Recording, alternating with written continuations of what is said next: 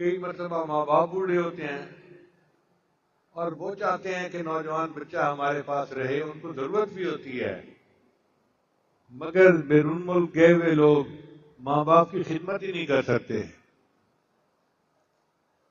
تو یہ بھی اعتدال سے ہٹ کر بات ہے. پھر اللہ تعالیٰ نے بندے کے اوپر صلہ رحمی رکھی ہے.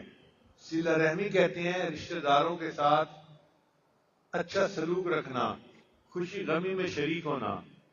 بعض لوگ اتنے مصروف کہ رشتہ داروں کی خوشی غمی میں شریک ہی نہیں ہو سکتے. ایک ڈاکٹر صاحب کہنے لگے، اور جی میں تو اتنا مصروف ہوتا ہوں پیشنٹس میں کہ مجھے تو ٹائم ہی نہیں ملتا رشتہ داروں کے لیے. کیا فائدہ ہے اس مال کا کہ انسان رشتہ داری جو ہے اس کا خیال ہی نہ رکھ سکے. حدیث مبارکہ میں ہے جو بندہ رشتہ داری کا خیال رکھے گا اللہ تعالیٰ قیامت دن اس کی بخشش فرما دیں گے. پھر اعتدال کا یہ کہ جو کمائے حلال کمائے، حرام میں نہ جائے. بعض لوگ مال پیسے کی ہوس میں حرام کماتے ہیں، ملاوٹ کر دی چیزوں میں، جھوٹ بول دیا کمانے کے لیے. ایسا نہیں کرنا چاہیے. حلال کمائیں گے تو اس کا اچھا نتیجہ نکلے گا. اللہ تعالیٰ قرآن میں فرماتے ہیں یا ایھا الرسل کلوا من الطیبات واعملوا صالحا. اے میرے رسولو پاکیزہ رزق کھاؤ اور نیک عمل کرو. تو اس سے پتہ چلتا ہے کہ جو بندہ نیک عمل کرنا چاہے وہ پاکیزہ رزق کھائے، حلال رزق کھائے. حرام کا لقمہ بندے کو اعمال سے محروم کر دیتا ہے. بہت سارے لوگ کہتے ہیں کہ فجر کی نماز قضا ہو جاتی ہے. یہ جو نمازیں قضا ہونا ہے اکثر اس کے پیچھے حرام کا لقمہ ہوتا ہے. کھانا کھانے کے یا تو اپنا رزق حرام ہے، یا پھر سود کا کاروبار ہے، یا پھر ایسی جگہ پہ کھانا کھاتے ہیں ہوٹلوں پہ، ریسٹورانٹ پہ کہ جہاں حرام حلال کا کوئی خیال نہیں ہوتا. جو بندہ حلال رزق کھائے گا اس کو اللہ تعالیٰ نیک اعمال کی توفیق بھی دیں گے. وہ آرام سے نمازیں بھی پڑھے گا، نیکی بھی کرے گا اور سکون کی زندگی گزارے گا.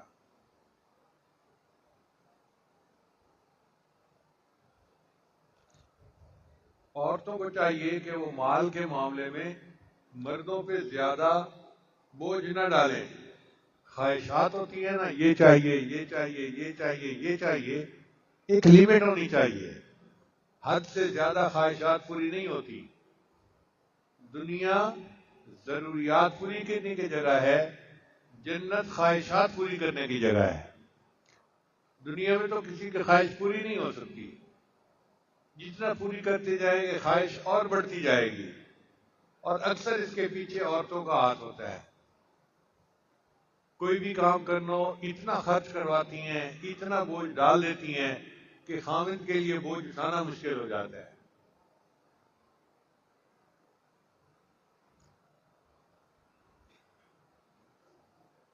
ایک مرتبہ نبی علیہ السلام کے ہاں ایک بکری تھی جس کو ذبح کیا گیا. تو سیدہ صدیقہ رضی اللہ تعالیٰ عنہ نے اس کے گوشت کو تقسیم کروا دیا اصحاب صفہ میں. اور بکری کی ایک جو دستی تھی نا، ایک جو ران ہوتی ہے، چونکہ نبی علیہ السلام کو بکری کی دستی پسند تھی وہ رکھ لی. جب نبی علیہ السلام تشریف لائے تو آپ نے پوچھا عائشہ بکری کا کیا بنا؟ اے اللہ کے حبیب صلی اللہ علیہ وسلم نے سارا کچھ تقسیم کر دیا، ایک دستی رکھ لی. تو نبی علیہ السلام نے فرمایا اس دستی کے علاوہ باقی سارا گوشت جنت کا ذخیرہ بن گیا. تو انسان کے لیے وہی کچھ ہے جو وہ کھا لیتا ہے، پی لیتا ہے، باقی تو ورثاء کا مال ہوتا ہے. اس لیے بعض لوگ مالدار ہوتے ہیں اور بعض لوگ مال کے چوکیدار ہوتے ہیں.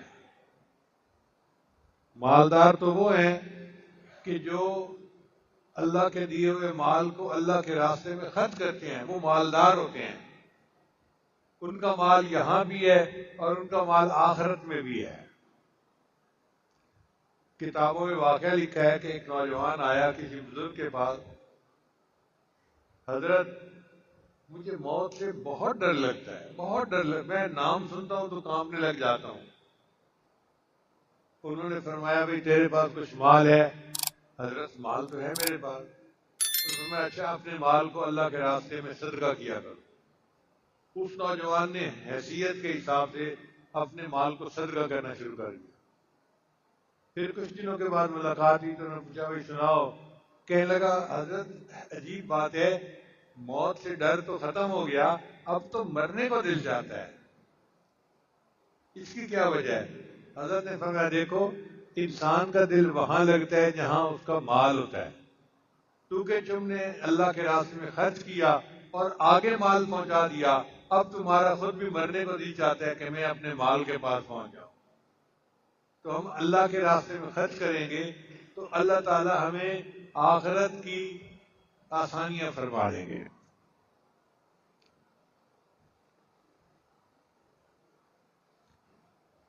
بعض لوگوں کو دیکھا کہ ہوتے تو مالدار ہیں مگر اتنے معمولی طریقے سے رہتے ہیں کہ دیکھنے والے کو بھیک مانگنے والا بندہ نظر آتا ہے کہ یہ تو کوئی بھکاری ہے، یہ بھی ٹھیک نہیں ہے۔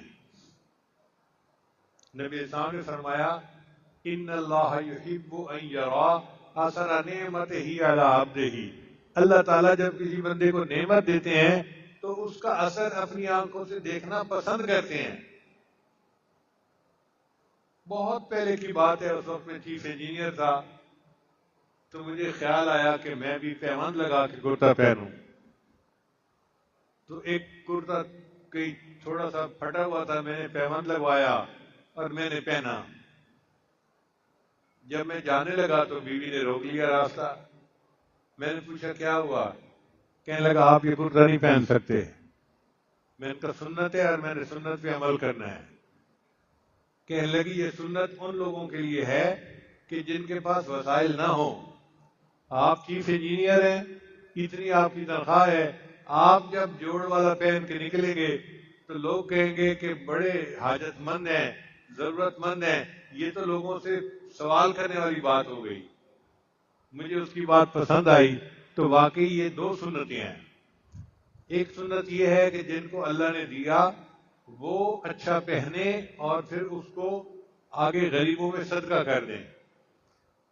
سفیان ثوری رحمۃ اللہ علیہ کو ایک بندہ روزانہ درس کے لیے ایک جوڑا بنوا کے دیتا تھا۔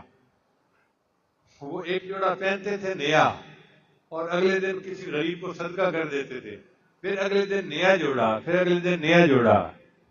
اللہ اکبر کبیرہ، ان کو اللہ نے یہ شان دی تھی۔ تو جس کو اللہ نے وسائل دیے وہ بے شک ایسے کرے، اور جس کے پاس وسائل نہیں وہ پھر بے شک جوڑ لگا کے کپڑا پہنے۔ اس کے لیے یہ سنت ہے اور اس کے لیے یہ سنت ہے۔ بعض لوگوں کو دیکھا ہے کہ اپنے اہل و عیال پر خرچ کرنے میں تنگی کرتے ہیں، ایسے نہیں کرنا چاہیے۔ اہل و عیال پہ خرچ کرنے کو نفقہ کہتے ہیں، اور حدیث مبارکہ میں ہے کہ قیامت کے دن سب سے پہلے جو عمل میزان میں تولا جائے گا وہ بیوی بچوں کا نان نفقہ ہوگا۔ یعنی اول جو بھاری چیزیں ہوتی ہیں نا اٹھا کے رکھتے ہیں کہ یہ رکھ لو تولنا ہے، یہ رکھ لو تولنا ہے، تو اول جو اعمال تولے جائیں گے ان میں نفقہ کو پہلے رکھا جائے گا۔ اس لیے حدود کے اندر رہتے ہوئے بیوی بچوں پہ خوب خرچ کرنا چاہیے اور قیامت کے دن کے لیے اپنے اعمال میں آسانیاں پیدا کرنی چاہیے۔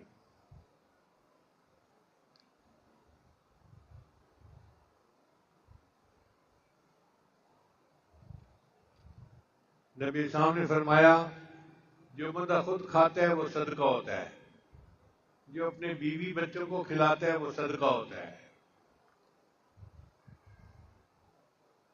جو اپنے نوکروں کو کھلاتا ہے وہ بھی اس کے لیے صدقہ ہوتا ہے۔